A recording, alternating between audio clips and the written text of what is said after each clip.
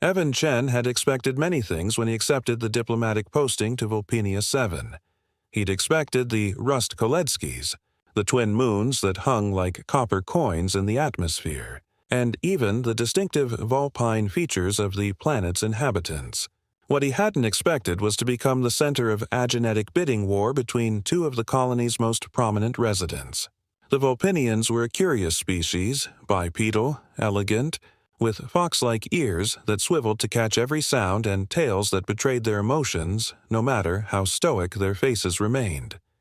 They had welcomed humanity's presence in their sector with cautious optimism, seeking allies in a galaxy that often dismissed smaller civilizations.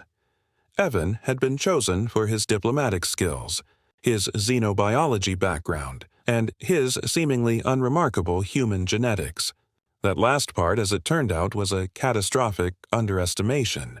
"Mr. Chen, my mother is being unreasonable," Hannah declared, her russeted ears pinned back in frustration as she cornered him outside the atmospheric processing station.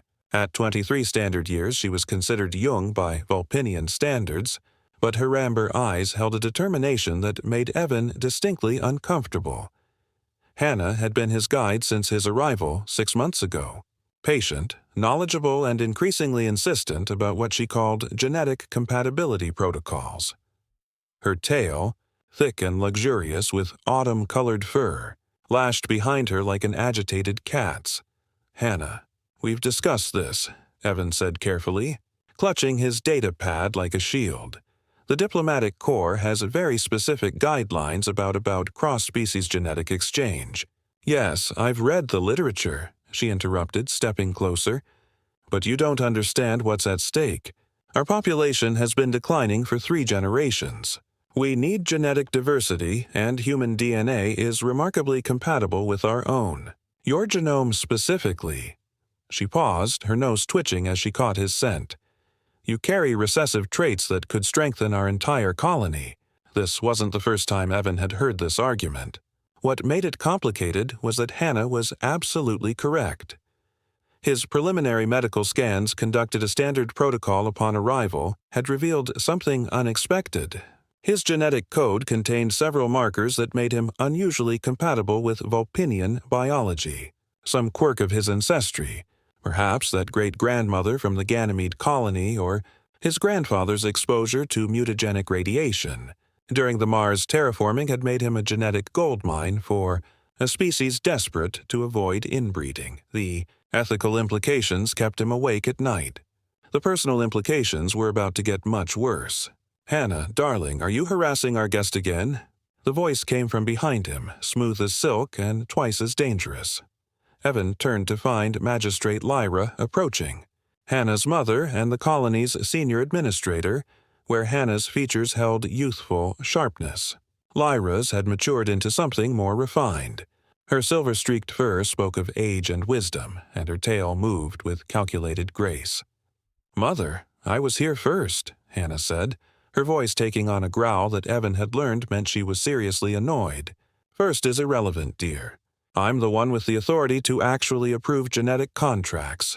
Lyra smiled, showing just a hint of her fangs. "Mr. Chen, I hope my daughter hasn't been too forward. She forgets that diplomacy requires finesse." Evan found himself trapped between 2 Vulpinians, each radiating determination and something else he didn't want to examine too closely. "Magistrate Hannah, I really think we should discuss this with the entire Colonial Council present. This isn't a decision I can make. Can't or won't." Lyra moved closer, her ears tilted forward attentively. "Evan, may I call you Evan? You must understand our situation. We're not some primitive species seeking to collect exotic genes like trophies. We're facing extinction. Every geneticist we've consulted says the same thing. We need outside genetic material, and we need it within the next 2 generations. You're not just compatible, you're perfect." "And I," Hannah interjected, pushing past her mother with surprising boldness, "am of optimal breeding age. Mother may have experience, but I can offer Hannah." Lyra's ears flattened completely, a sign of severe displeasure. "I can offer a longer timeline for genetic integration, Hannah finished defiantly. And frankly, Evan and I have actually spent time together. We have rapport. Evan's mind raced. This was spiraling into territory that no diplomatic training had prepared him for. The human embassy had protocols for trade negotiations, military alliances, even first contact scenarios.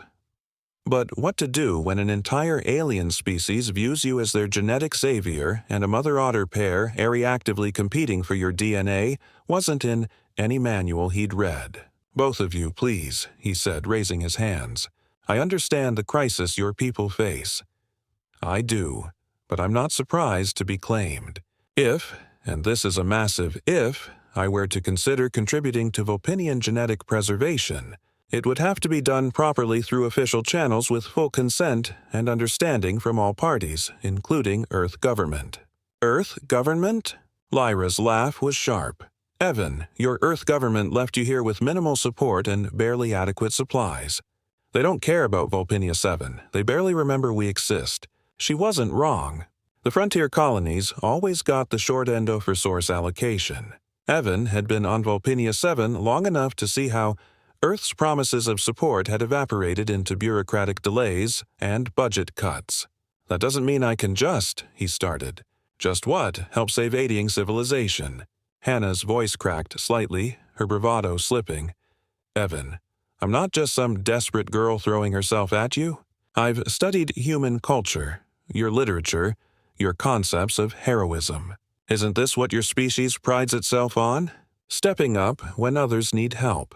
The HFY stories Evan had grown up with suddenly felt very different when he was living on. Humanity's reputation across the stars had been built on moments like this. Humans doing what needed to be done regardless of personal cost. But those stories never mentioned the complicated emotions, the ethical quagmires, or the fact that sometimes being humanity's representative meant making impossible choices. "I need time," Evan said finally. "Both of you, please, give me time to think, to consult with my superiors to understand all the implications. This isn't just about genetics or survival. It's about consent, about agency, about doing this the right way." Lyra and Hannah exchanged glances, some unspoken communication passing between mother and daughter. Finally, Lyra nodded. "1 week," she said, "but Evan, understand this. You're not just one human anymore. You're hope, and hope is a dangerous thing to withhold from the desperate." As they left him standing alone under the copper moons, Evan realized that his story on Vulpinia 7 was just beginning. And like all the best HFY tales, it would require him to figure out what it truly meant to be human, and whether that humanity was defined by biology or by the choices one made when everything was on the line.